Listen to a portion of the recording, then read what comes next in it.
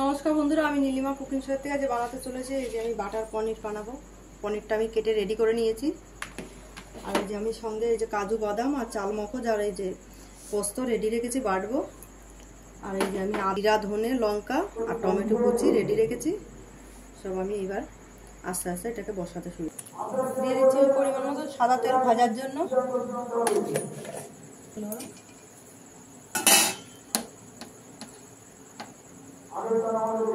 হয়ে গেছে আমার তেল গরম, আমি আস্তে আস্তে দিয়ে দিচ্ছি পনিরগুলো।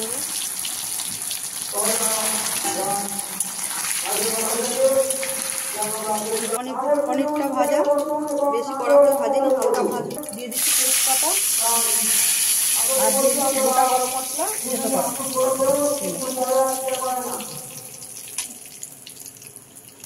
এবার দিয়ে দিচ্ছি আমি টমেটো কুচিগুলো,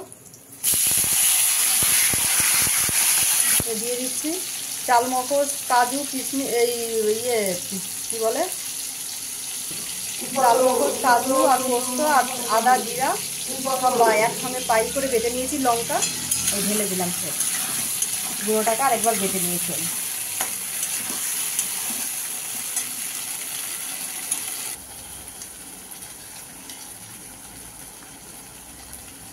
আমি দিয়ে দিলাম বাটারটাকে, বাটারটা দিয়ে কষা হবে।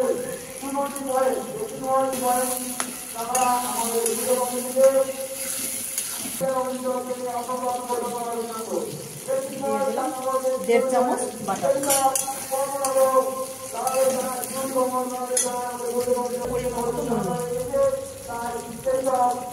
দিয়ে দেবো পরিমাণ মতন একটু মিষ্টি। কষা হবে, তারপর অল্প করে জল দিয়ে পনিরগুলো দিয়ে দেখুন বন্ধুরা প্রায় কষা হয়ে এসছে। আর একটু কষা হলে অল্প করে জল দিয়ে দেবো। দিয়ে দিচ্ছি অল্প করে পরিমাণ মতন জল।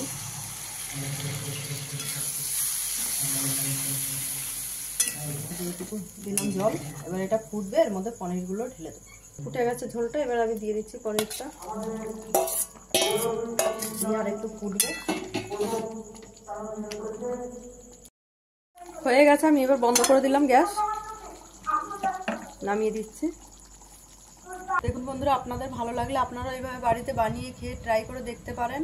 আর নীলিমা কুকিং শোটিকে আপনারা সাবস্ক্রাইব লাইক কমেন্ট শেয়ার করে দেবেন। আর ফেসবুকের বন্ধুরা আপনারা লাইক কমেন্ট শেয়ার করে দেবেন। আর নীলিমা কুকিং শো বলে পেজ খোলা আছে, সেখানে ফলো করে লাইক কমেন্ট শেয়ার করে দেবেন।